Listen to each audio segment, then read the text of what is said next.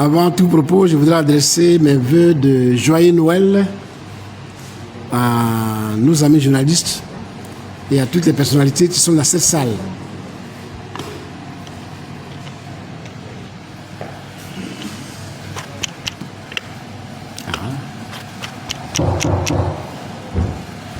Joyeux Noël à tous et à toutes. Mesdames et messieurs les membres de la direction du PPACI, mesdames et messieurs les journalistes, hommes de médias, le Parti des peuples africains Côte d'Ivoire vous remercie pour votre présence ce matin.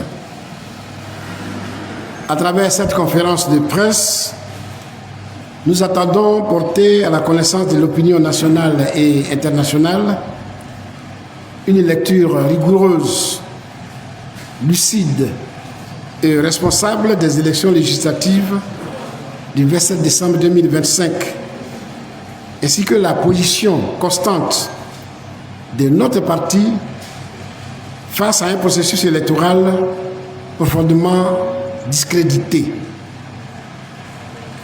Mais avant, permettez-moi de saluer au passage nos frères et sœurs du PDCI RDA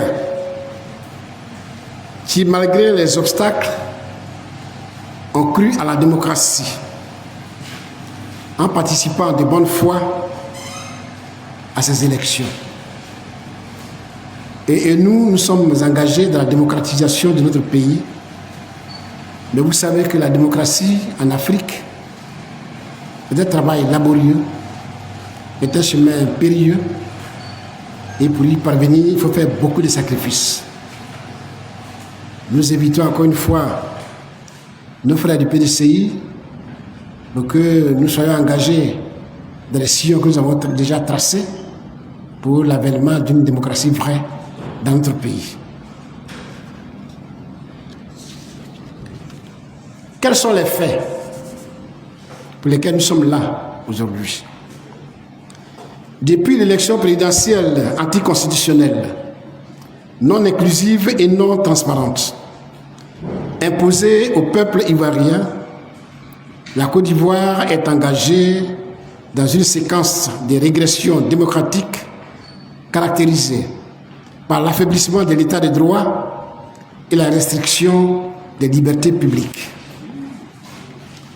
Les manifestations pacifiques organisées pour dénoncer cette dérive ont été violemment réprimées, faisant des morts, de nombreux blessés, des milliers de prisonniers politiques et des exilés contraints à quitter le territoire national. Ce contexte répressif a durablement altéré la confiance des citoyens dans les institutions et les mécanismes électoraux. C'est dans ce climat de défiance généralisée que les élections législatives du 27 décembre 2025 ont été organisées de manière précipitée en dépit de l'absence manifeste de consensus politique et social. La Commission électorale indépendante a annoncé un taux de participation officiel de 35,04%, confirmant une abstention massive et structurelle.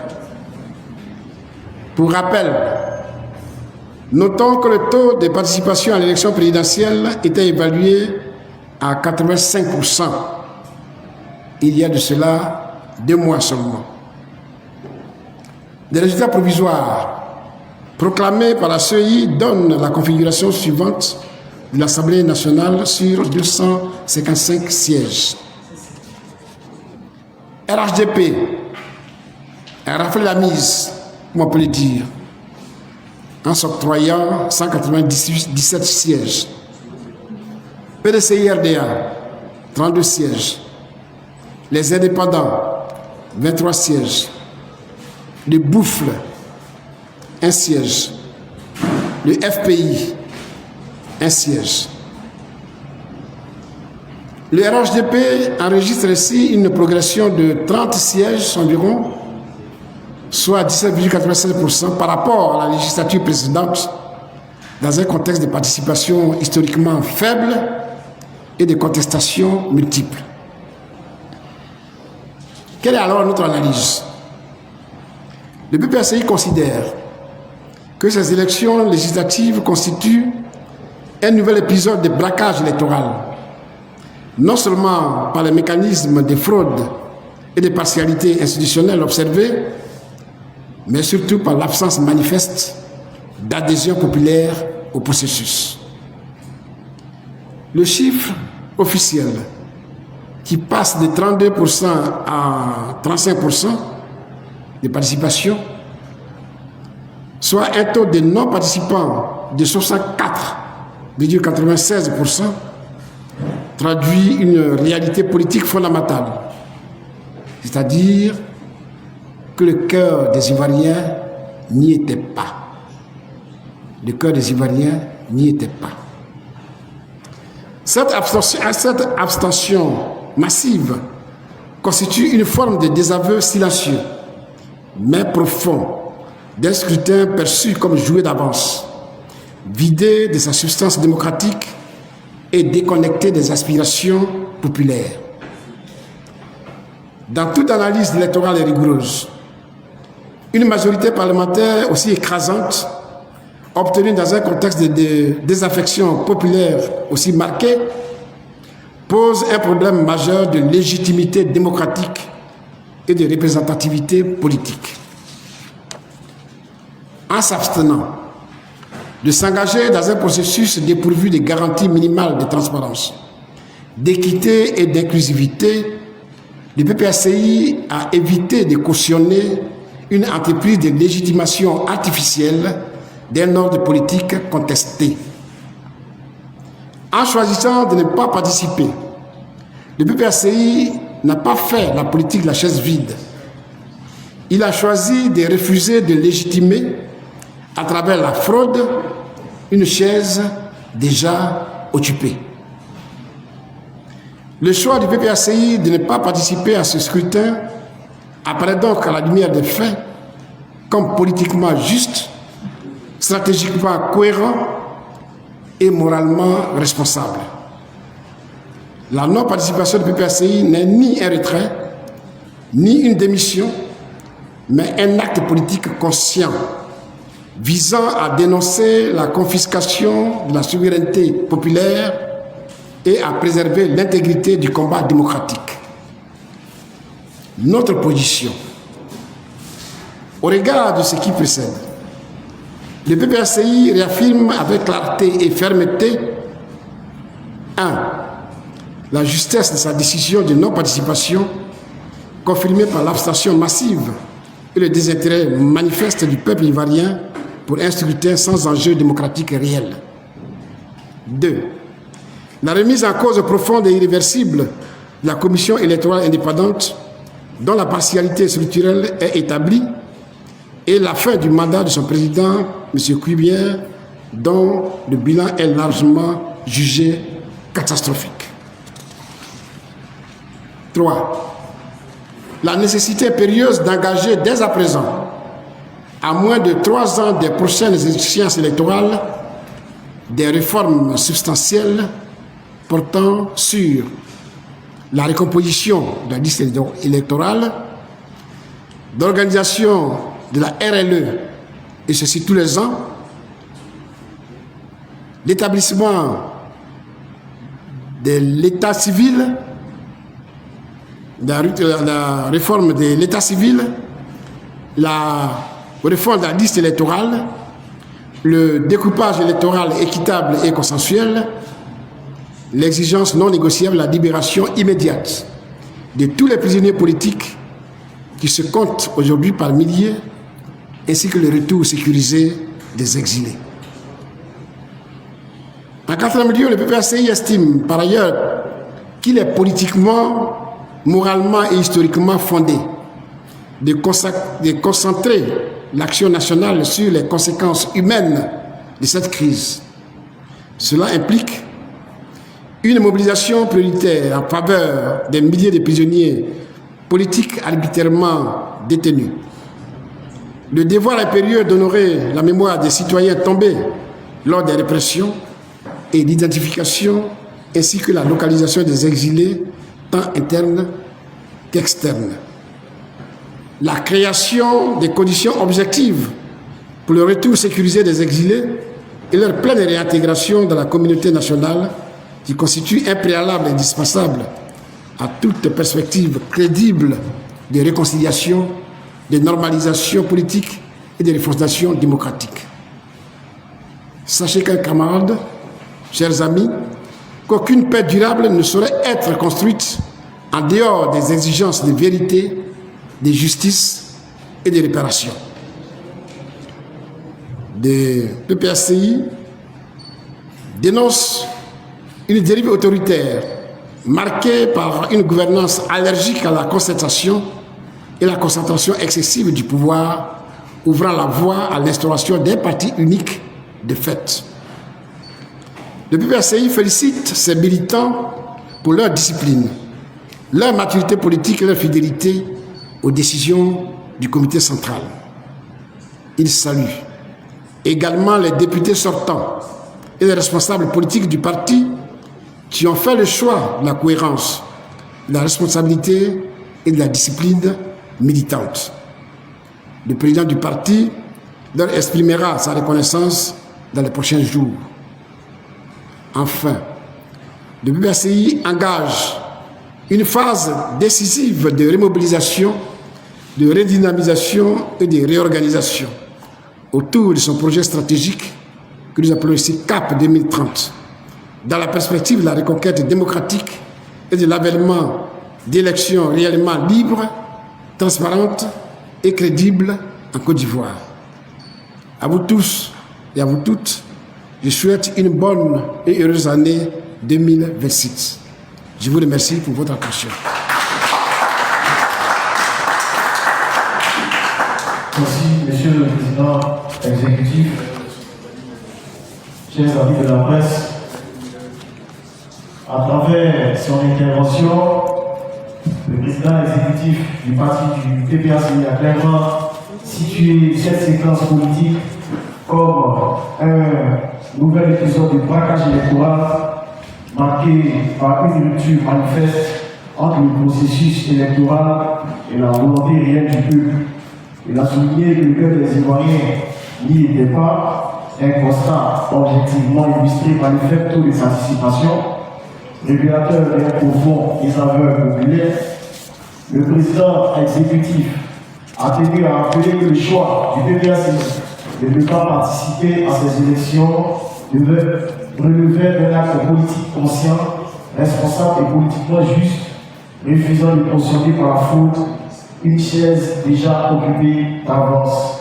Enfin, fidèle à sa ligne de défense des libertés et de la justice sociale, il a exigé la libération immédiate et sans condition des milliers de prisonniers politiques détenus dans les géants de l'État, ainsi que le retour des exilés, condition indispensable à toute réconciliation véritable et à une démocratie apaisée. Le président exécutif a aussi annoncé CAP 2030. Chers amis de la presse, nous sommes en conférence de presse. Nous allons prendre 5 questions. Oui. Présentez-vous, donnez votre organe et posez votre question.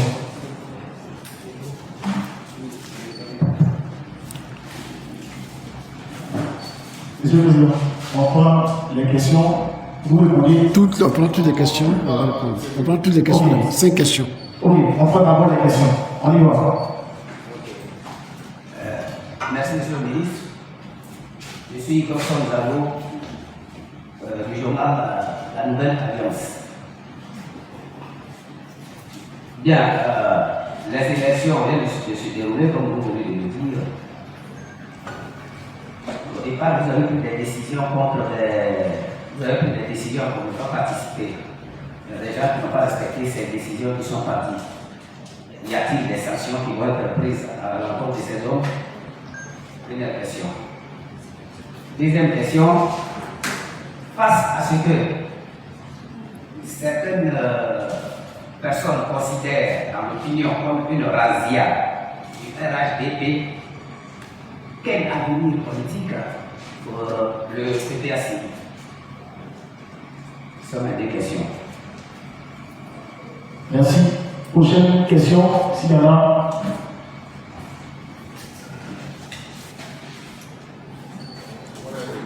Monsieur le conférencier, il n'y a pas de questions pour l'instant. D'accord. Vous pouvez répondre à ces deux questions. Merci bien à Zago de la Nouvelle Alliance. Nous avons décidé de ne pas participer aux élections législatives de 2025. Ça a été décidé à notre comité central. Et à la suite de cette décision, il était donc question qu'aucun militant ou responsable ne puisse pas participer à ces élections-là. Alors vous me demandez, qu'est-ce qu'on fait de ceux qui ont foulé au pied la décision du comité central? Nous nous sommes déjà prononcés sur cette question. Premièrement, les 22 personnes à l'époque, les 22 responsables du parti qui étaient candidates aux élections législatives ont été révoqués par le président du parti. C'est le président du parti qui nomme et qui révoque. Il a appliqué ces sanctions administratives. Dans le même temps, le parti, selon ses statuts et règlements intérieurs, a engagé une procédure disciplinaire. Et pour cette décision disciplinaire, prend graduellement des sanctions. Nous sommes aujourd'hui de la suspension provisoire de nos camarades et les autres actions vont suivre. Comme nous avons une procédure de discipline, conseil de discipline qui est assez particulière, les autres étapes seront décidées par le conseil de discipline. Pour l'heure, nous, au niveau de l'administration, nous avons demandé que des mesures conservatoires de suspension soient prises, ce qui a été fait. Donc nos camarades ont été révoqués. Nos camarades sont dans une situation de suspension provisoire jusqu'à ce que le conseil de discipline se prononce définitivement sur le sort et éventuellement le congrès qui se prononcera définitivement. Donc voilà où nous en sommes aujourd'hui. Concernant la razzia du RHDP, que deviendra le PPACI? C'est ce que vous voulez dire. La razzia, nous, ça ne nous étonne pas. C'était prévisible. C'est-à-dire, si tu as combattu, tu as utilisé tous les moyens en éliminant tes principaux adversaires pour être président de la République, évidemment, pour monter à l'opinion nationale et internationale que tu es là, que c'est toi que les gens veulent, il faut le prouver aussi dans les urnes législatives. C'est ce qui vient de se passer. Donc c'est les élections présidentielles, mais c'est l'élection présidentielle qui continue. Retenez ça comme ça, c'est l'élection présidentielle qui continue. Nous concernant, je répète, je l'affirme, je le confirme, présent à l'Assemblée nationale ou absent à l'Assemblée nationale, nous continuons notre lutte démocratique, notre lutte politique démocratique, notre lutte pour la renaissance de la Côte d'Ivoire, notre lutte pour la souveraineté de la Côte d'Ivoire. On n'a pas besoin forcément d'être à l'Assemblée nationale pour mener ces luttes. Vous connaissez notre passé, c'est pas si loin que ça. En 2000, en 1990 même, lorsque le parti était créé par le président Laurent Gbagbo, quand le président Félix Houphouët-Boigny, tout puissant, nous n'avions aucun député à l'Assemblée nationale. On a mené la lutte, et puis on est arrivé là où on devait arriver.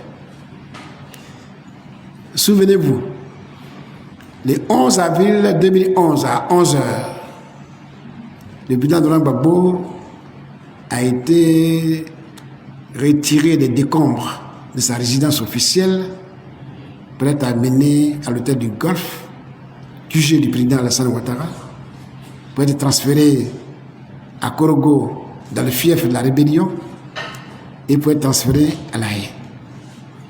Il a passé 10 ans en dehors de son pays. Pendant ce temps, son parti a survécu. Le PPACI, l'époque, est devenu PPACI Gore, et aujourd'hui est devenu FPI Gore, et aujourd'hui, on est dans le PPACI que le bel président Laurent Gbagbo a créé. Donc, tout comme on a survécu au vent contraire, au bourrax, à tout ce qu'on a connu, on continuera de survivre. Comptez sur les militants du PPACI, comptez sur les Ivoiriens, qui font confiance au président Laurent Gbagbo et qui peuvent se donner pour le président Laurent Gbagbo. Nous venons de le constater sur le terrain avec ce désert électoral. Alors, le président Laurent Gbagbo a dit qu'il n'était pas aux élections. Ses partisans sont restés chez eux. Et puis bon, vous avez vu les élections qui se sont passées.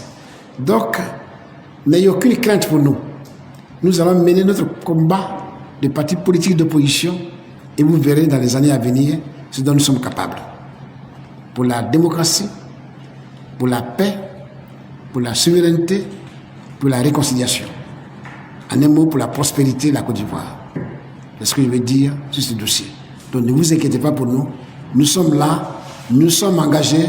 Et d'ailleurs, nous venons d'engager des missions de sensibilisation et de formation sur le terrain pour que nos militants nous parlent en direct, sans tabou.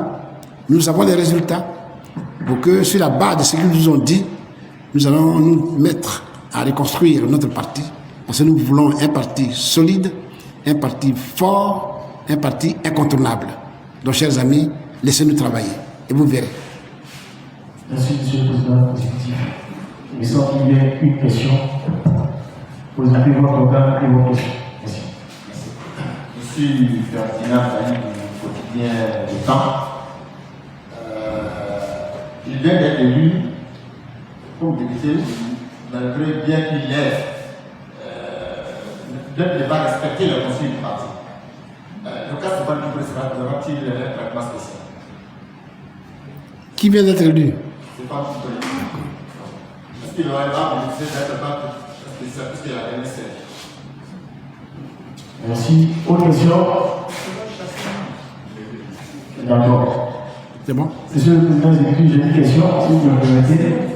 La CEI annonçait 8 568 456 inscrits à la présidentielle, puis 8 597 092 inscrits aux législatives organisées avec la même liste électorale, soit 28 636 électeurs supplémentaires apparus sans aucun licenciement ni enrôlement. Par ailleurs, en juillet 2025, le président de la CEI évoquait 8 727 431 inscrits après la révision de la liste électorale en 2024. Un chiffre toujours affiché sur le site officiel de la CEI. Donc, en l'espace de 6 mois, on a eu 3 chiffres différents sur une même liste électorale. Monsieur le Président exécutif, quel est votre commentaire? Je te renvoie à ta question, parce que la réponse est dans ta question elle-même. La réponse est dans ta question. Moi, je ne crois pas traiter un mot de ce que dit la CEI, quelles que soient les plateformes qu'elle peut utiliser. Je ne crois pas un seul mot de ce que dit la CEI. Nous subissons la CEI parce qu'on n'a pas le choix. N'est-ce pas? Nous subissons la CEI parce qu'on n'a pas le choix. La CEI peut le dire le matin et 10 minutes après, elle peut le dire le contraire de ce qu'il a dit. Donc, on est habitué à la CEI dans ce domaine-là. Donc vous avez la question, la réponse de votre question. Merci.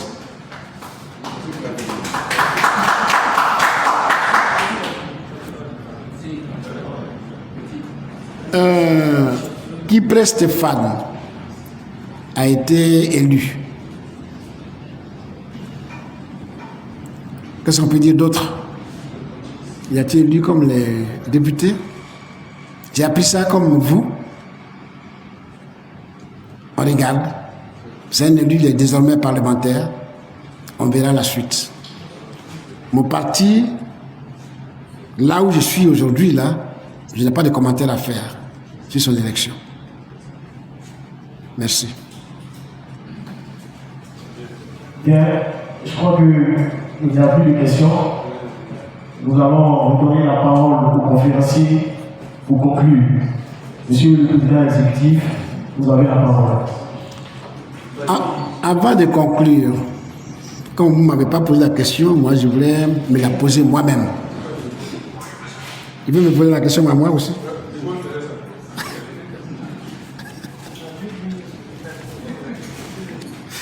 Non, au cours de ces derniers temps, on a constaté tous ensemble qu'il y avait des attaques inutiles contre notre président, le président Laurent Gbagbo. À travers sa femme, Nadi Baba. C'est vrai, nous sommes venus par les élections, mais quand c'est tombé concomitamment dans cette période-là, je ne peux pas être ici et puis ne pas en parler. Des gens ont décidé de créer leur parti politique. Quand on crée un parti politique, c'est pour arriver à accéder au pouvoir et l'exercer. Beaucoup aujourd'hui pensent qu'ils ont créé leur parti politique pour attaquer le président Laurent Gbagbo. C'est ça que je ne comprends pas.